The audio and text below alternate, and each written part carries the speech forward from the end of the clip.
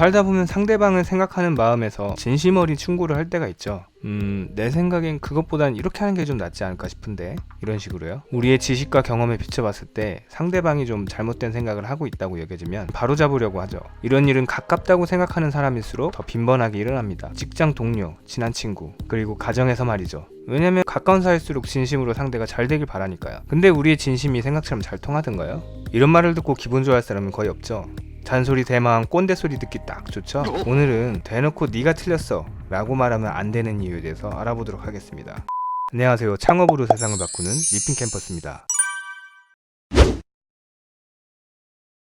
100% 옳은 사람은 없습니다. 미국 대통령 루즈벨트는 재임 시절에 자신이 내린 판단의 75%만 오르면 더 바랄 게 없다고 얘기했었는데요. 월스트리트 애널리스트는 만일 우리 생각이 55%만 옳아도 그 확률로 주식을 산다면 하루에 10억이라도 벌 수 있다고 얘기합니다.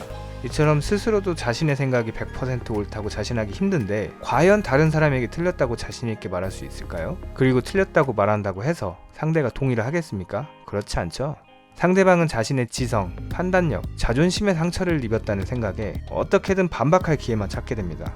상대의 조언을 듣고 우리 생각을 바꾸려고 하진 않죠. 아무리 완벽한 칸트나 플라톤의 논리를 내세워 설득한다고 해도 상대의 감정은 변하지 않습니다. 내 말이 왜 옳으냐면 이런 식의 말로 시작해서는 안 되는 겁니다. 이 말은 마치 난 너보다 똑똑하니까 내 말을 들어보고 네 마음을 한번 바꿔봐 라고 말하는 것과 같은 거죠. 도전인 겁니다. 상대방으로 하여금 말도 꺼내기 전에 우리와 싸우고 싶도록 만드는 거죠. 그래서 말은 돌려서 해야 됩니다. 우리가 상대를 설득해야 되는 그런 게 있다면 상대방이 눈치를 채지 못하도록 재치 있게 해야 합니다. 알렉산더 포프는 이렇게 얘기했습니다. 사람을 가르칠 때는 가르치지 않는 것처럼 가르치고 상대방이 모르는 것은 마치 잊어버렸던 것이 생각난 듯이 제안하라. 갈릴레오는 이렇게 말했습니다. 당신은 남을 가르칠 수 없습니다. 단지 그가 스스로 발견하도록 도와줄 뿐입니다. 소크라테스는 아테네에서 제자들에게 이렇게 강조합니다.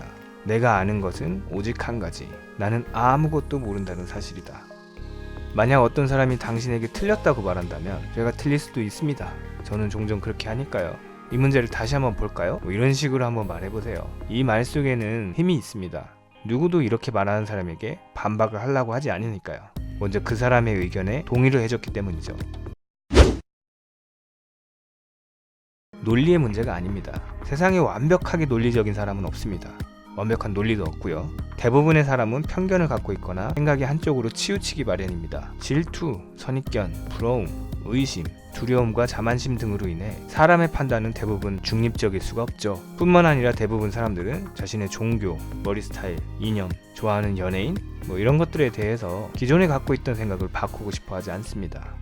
상대가 확실히 틀렸다면 이렇게 한번 얘기를 해보세요. 다른 방법으로 한번 생각해보면 어떨까요? 물론 제가 틀릴지도 모르겠습니다. 종종 그렇기도 하더라고요. 같이 검토해볼까요?